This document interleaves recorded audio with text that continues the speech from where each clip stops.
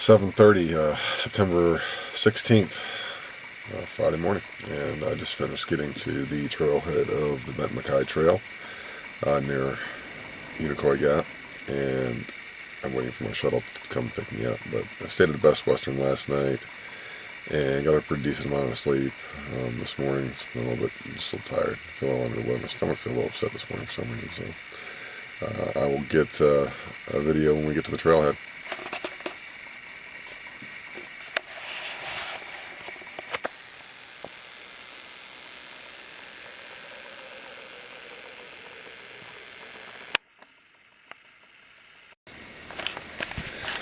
Alright, it's 9:45 on Friday, September 16th, and I just got dropped off at the Benton Mackaye Trail near Deals Gap. Originally I was going to start at 20 Mile Ranger Station, but it's pretty much a road walk, and only a road walk from there to here, and it's pretty dangerous, and with all the bikes and everything coming out, I just opted to go past that and start actually on trail. So anyway, I'm going to head on. I got about 4 or 5 miles until I get back to the highway and cross a bridge and then back into the woods, but I'm going to just try to make as far as I can. I got here a little bit earlier than I thought I would, so hopefully we'll get a big mile day in, and I'll check in throughout the rest of the day.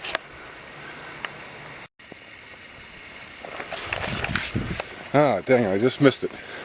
I don't know, you probably didn't see him come flying through there, but right up here at the junction, or the corner of this, there was 2 turkeys sitting there.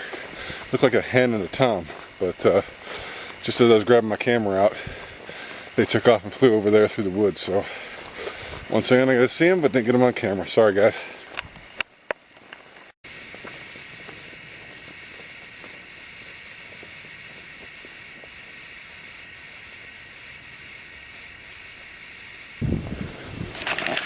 Alright, I just took a picture of a sign on the side of the tree there.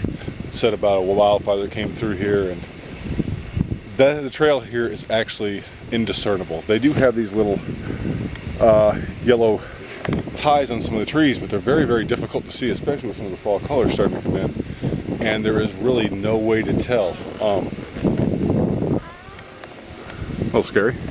But you'll hear the sound of the road, obviously well traversed by motorcycles and loud cars, so kind of keep following that, I guess, is the best advice I can give you. It was pretty nerve-wracking there for about 10 minutes trying to figure out where the trail went, but I think I picked up on it again, and hopefully I'll make it down to the road. The real reason I'm making this real quick video is the fact that wow, I hope the rest of the trail is not like this, because this section is in some real need of some maintenance. It's sometimes indiscernible, just like the sign said, and overgrown. It's kind of nerve-wracking because you're trying to figure out where you're going and you really have no idea, and there's not a whole lot of symbols out here to keep you in the right track. So if you were coming up the road here, which I'm heading actually south on, just came out of that direction, if you weren't paying attention to the signs, you didn't even know there's a break in the trail right there. So I hope it gets better. And here is the dam.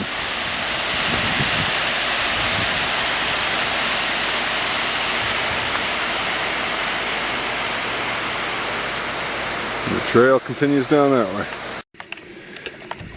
The reason for this quick short video is after you turn off on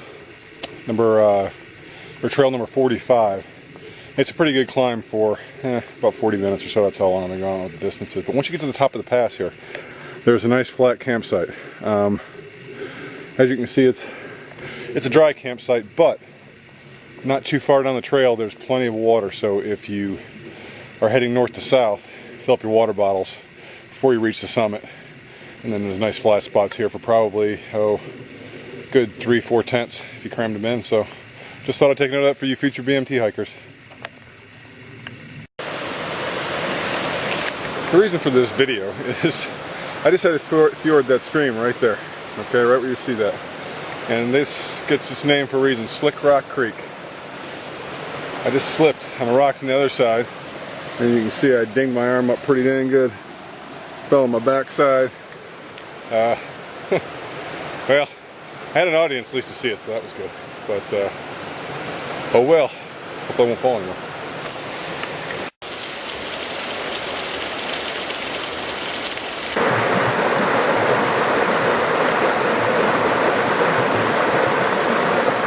Another ill-marked stream crossing that you're going to have to make in fjord.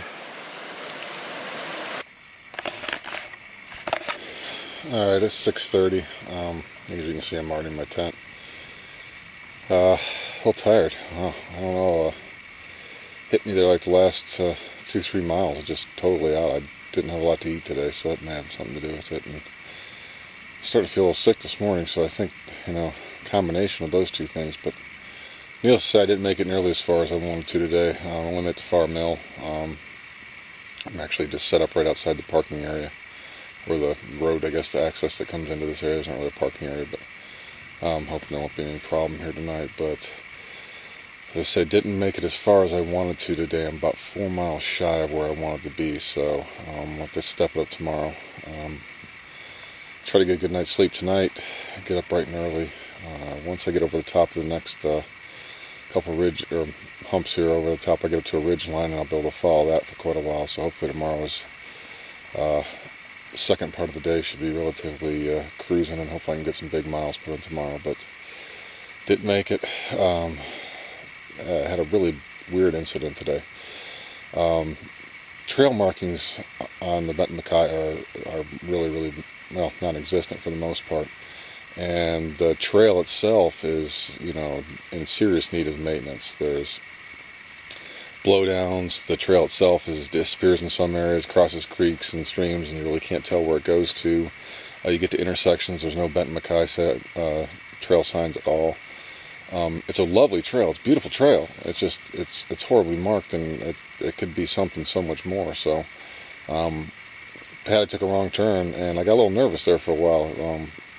First time I've ever actually gotten off of a trail, and added an extra about 4 miles to my day, and another 2 hours roughly, probably just trying to figure out where I was at and coming back. So it was right down by the Slick Rock Creek Trail intersection down there at the bottom, number 42, where there's two trails. The one that I took, which is the Benton Mackaye, and number 42 kind of join at one point. They follow the same path and meet up again, but it's very unclear. You get to a little campsite area down there, and as I said, a little scary. You get out in the middle of nowhere, and you got no trail markings, no signs, and you're out here, and the trail disappears on you. And so what I did is I just remembered what you're supposed to do. Don't panic. Sit down. Get your maps out.